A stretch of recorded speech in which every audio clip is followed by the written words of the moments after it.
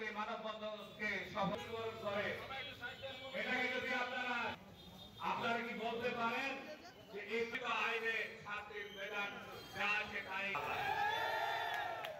আপনারা আমাদের উপস্থিত রয়েছেন কে আমাদের রাস্তায় বেরোনোর কথা নয়, নিরাপত্তা নাই।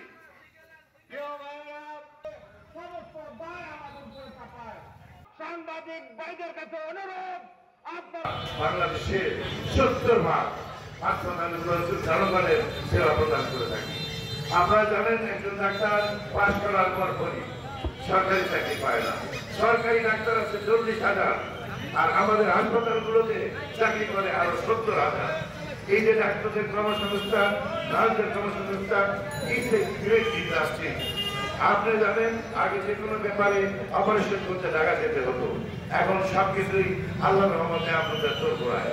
এগুলো দায়িত্ব, এগুলোকে রক্ষণাবেক্ষণ, এর ঐতিহ্য, এর সম্মান এক্সপেক্ট করি আমরা।